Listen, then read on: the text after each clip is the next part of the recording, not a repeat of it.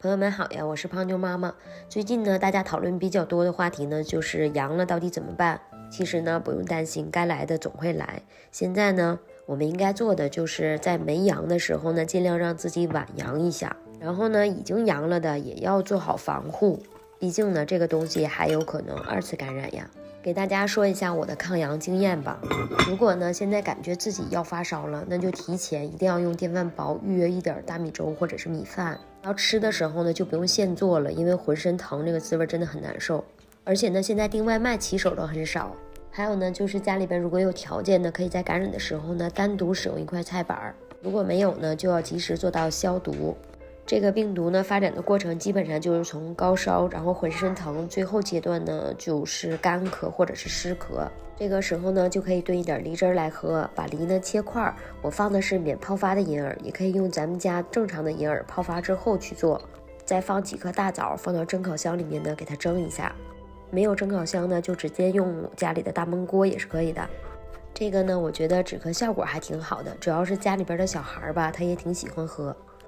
浑身疼呢真的是很难受，所以呢做饭的时候我们基本上都是越简单越好。大家都说呢这几天其实就是拼抵抗力的，这个其实一点都没有错。越是生病这几天呢，其实更应该吃得好。如果呢不爱炒菜，其实可以把蔬菜切成碎，里面打几个鸡蛋，然后呢给它烙成小饼，这样呢其实膳食纤维还是有的。这样呢跟吃蔬菜其实也没有什么太大的区别。年轻人吧其实还好，大家比较担心的就是家里面有小孩子或者是有老人。小孩子呢主要就是怕高烧退不下去，因为孩子呢比较小，这个病毒吧它上热的速度真的很快很快，所以呢一旦要发现家里边的小孩高烧了，晚上呢即使再难受都一定要看着的。物理降温呢也一定要跟上，因为一旦要是烧抽了就很危险。还有一个就是小孩在物理降温的时候，如果脚丫冰凉，这个时候呢要先给脚丫给他做好保暖，而且呢千万不要给他前心还有脚丫也去做物理降温。再有呢就是如果吧在高烧的时候孩子状态很好，这个也不用太担心，但如果呢在高烧过程当中孩子一直都挺蔫，这个就要引起注意了。新冠这个病嘛，我觉得呢其实好像不是特别耽误食欲，因为生病这几天呢就是除了吃清淡的，像那种大鱼大肉我们也都能吃得下去，所以呢也不用太忌口。吃完饭的时候呢，就所有的餐具都要给它消下毒，最简单的方法就是烧一壶热水给这些碗给它烫一下。如果家里边所有的人呢都已经感染了，就不用担心了，那也不用戴口罩了，就是集体做消毒就好了。